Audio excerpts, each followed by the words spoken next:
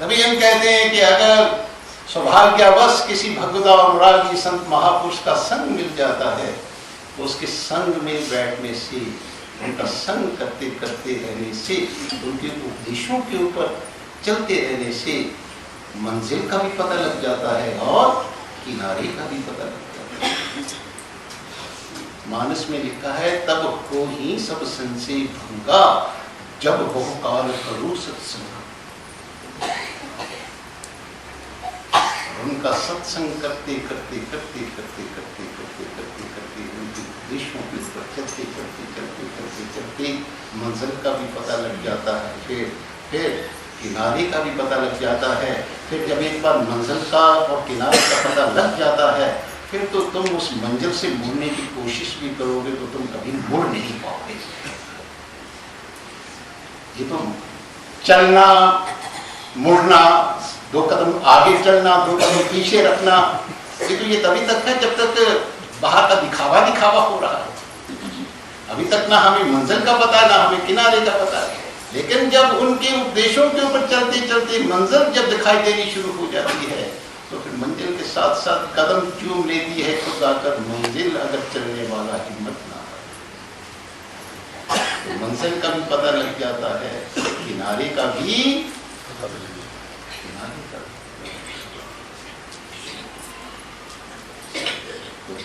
भगवदानुरागी किसी महापुरुष का संग मिला है तो उनके आदेशों और उपदेशों के ऊपर दृढ़ता से पालन करते हुए अपने जीवन को चमकाएं। दूसरों का मार्गदर्शन करने के लिए अपने जीवन को एक क्या बनाओ, प्रकाश स्तंभ बना दो। जैसे समुद्र में देखा क्या होती है, लाइट हाउसें होती है, लाइट हाउस होती है।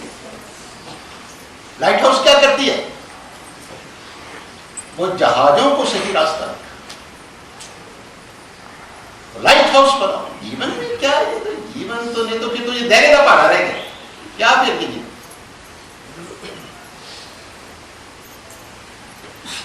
ये चंद्र इसके डैडी जी थे तो वो हमारे पापा कहते हैं, मैंने तो जीवन को कहते हैं कि दैरे का पहाड़ा मांगे। मैंने कहा वो दैरे का पहाड़ा क्या होता है, तो उन्होंने गिनाया फिर दैरे का पहाड़ा कि 10 साल तक जो बच्चा होता है ना, एक दाया दा किसी गलत दाना फा, वो मस्त रहता है। फिर 2 दाए भी, फिर जवान जब होता है तो माता पिता को आंखें तरेड़ने लगता है। 2 दाए भी जी में बेले में सी शेर की तरह दहाड़ता है वो। फिर 3 दाए 3 अगे पुत्र पीछे 3, 4 दाए 40 गले में पंजाड़ी। 2 बैल देखे हैं तुमने, जुए को क्या कहते हो तुम, पंजाड़ी बोलते हैं। वो पंजाबी से बन जाते हैं, एक पंजाबी में एक इधर से दो एक दूसरे को टकरे मारते रहते हैं ऐसे ऐसे। मैं तो क्या क्या हो तो तुम्हें पता ही है, क्या क्या बताने की जरूरत नहीं है, सबको अनुभव है। वो पंजाबी क्या कुछ कराती है। 4 दाए 40 गले विच पंजाबी, 5 दाए 50 जाने लगा मुसा, 6 दाए 60 हथ विच लठ, 7 दाए 70 हो गए 70 72। अच्छा 8 दाए 80 मंगे दूध तो मिले लस्सी, 10 नाए 90 इथे रखी तो उथे 90, और 10 दाए 100 पामे जीप हमारा।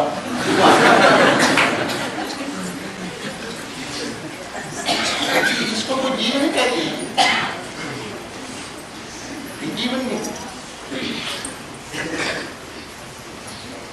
जिस लक्ष्य की प्राप्ति के लिए हमें ये नादेगी मिली है, मनुष्य शरीर मिला है, तो अपना व्यवहारिक जीवन को धर्मानुकूल ठीक तरीके से निभाते हुए उस लक्ष्य के प्रति भी जीवन के अंदर जागरूक रहो। नोटों, घर गृहस्थी और बच्चों के सब के पीछे हमारे ठाकर जी को भुला मत दो, उनके लिए कुछ समय रखो भाई। जो सड़क में धर्मस्य त्रायते महदूर, कोई काम आने वाला नहीं है, लेकिन ईश्वर के प्रति तुमने थोड़ा सा भी धर्म का आचरण किया होगा तो बड़ी से बड़ी विपत्ति में, आपातकाल में तो तुम्हारा धर्म का किया हुआ आचरण तुम्हारे काम आएगा, वो आचरण काम आएगा। जब दुनिया के सारे दरवाजे बंद हो जाते हैं तो एकमात्र ठाकुर जी का दरवाजा वो जब सही बात है कि जब दुनिया के दरवाजे बंद हो जाते हैं तो ठाकुर जी का दरवाजा खुल जाता है। जब तक दुनिया के दरवाजे खुले हुए हैं ठाकुर जी का दरवाजा, सहारे और है जिनके सहारा हो नहीं, ना नजरे साफ हो जब तक नजारा हो नहीं, किनारा ना हो ख्वाहिशों से किनारा हो नहीं देते, मिटा देते हैं दुनिया को मोहब्बत जिसको है देते, जिसे दे देते हैं दुनिया उसे दर्शन नहीं देते। ये बचपन और जवानी नादानी में बीत गया भाई, और अगर अब भी अगर कुछ होश आ गई है तब भी घबराओ मत। हम कुएं के किनारे के पानी लेने के लिए, कुआं बड़ा गहरा था, ये संसार भी एक गहरा कुआं है। ये प्रहलाद ने पूछा था क्या पढ़ करके आया आप, तो गुरु ने तुझे क्या पढ़ाया? तो हिरण्यकश्यप कहता है गुरु ने ये पढ़ाया है कि संसार एक गहरा कुआं है। ये क्या मैं पढ़ करके आया? वो कहते हैं कोई अच्छी सी बात सुना। तो प्रहलाद ने सोचा पिताश्री अच्छी बात के बारे में कह रहे हैं, इनको अच्छी बात, तो वो कहते हैं गहरा कुआं है। अब कुएं के ऊपर पानी लेने गए तो सारी रस्सी तो कुएं के अंदर यही लेने गई, लोटा ले गया या बाल्टिया को ले गई। अब तुम्हारे हाथ में इतनी रस्सी बची हुई है, अगर तुम युक्ति से अगर खींच लोगे ना उस रस्सी तो पूरी की पूरी रस्सी बाहर आ जाती है। आती है नहीं आती? लोटा भी आ जाता है या बाल्टी भी आ जाती है, और उसमें पानी भी भरा होगा, तुम्हारी प्यास भी मिट जाएगी। और ये इतनी सी रस्सी हमारे हाथ में जो बची हुई है, कहीं वो भी अगर हमारे हाथ से छूट गई तो लोटा भी गया या बाल्टी भी गई, रस्सी भी गई, और फिर प्यासे के प्यासे। इसलिए महापुरुष कहते हैं जो गया सो वक्त हाथों सीख गया, उसकी मत सुनो। अब जो बाकी जो बचा ना उसको यूं गवा, याद हक में वक्त अपने को लगा, मानुष जन्म का है यही बस फायदा, ये जन्म यूं ही गवाने का नहीं, वक्त फिर हाथ आने का। तो अब जो थोड़ी सी बची है अगर उसको भी सच्चे हृदय से, दिखावे के लिए नहीं, बाहर से तो हम ठाकर जैसे जुड़ने का दिखावा जरूर करते हैं, लेकिन भीतर में छाती मार करके देखो तो उसमें संसार ही संसार बसा हुआ होता है। तुम देने के लिए तुम लोगों ने ठाकर जी रखी, सुबह शाम जाएंगे धूप बत्ती दिखा देंगे, और प्यार करने के लिए तुमने रखा है संसार। हम कहते हैं धूप बत्ती करनी है तो अपने संबंधियों की करो, परिवार जनों की करो, उनको धूप बत्ती दो। और जो धूम धूम करके जलने वाले हैं उनको धूम दो, तो शाश्वत सत्ता है उसको धूम देने से क्या मतलब? शाश्वत सत्ता तो प्यार के लिए, संसार व्यवहार के लिए है, और ईश्वर प्यार के लिए। तो जो थोड़ा बहुत जीवन के अंदर बची है, सफाई सच्चाई और ईमानदारी से अगर उसको भी हम ठाकुर जी के मार्ग में अगर लगा देते हो, दुनिया के सैंपल तो बतेरे करके देखे तुम लोगों ने, अब गुरु के आदेशानुसार भगवान के भजन सिमरन का भी सैंपल करके देखो, क्या फर्क पड़ता है? मानो अच्छा नहीं लगेगा तो छोड़ देना, इसने कहा, लेकिन आजमाने में क्या हालत है, चल कर तो देखो तुम्हें। तो सफाई सच्चाई से भी अगर भी अब भी हम इनकी चरणों से हम जुट जाएंगे तो इनकी कृपा करते हुए जैसे मिश्री की कण कण के अंदर मिठास होती है, वैसे ठाकर जी का ये पूरा बपू जो है विग्रह है, ये करुणा दया कृपा से ही भरपूर।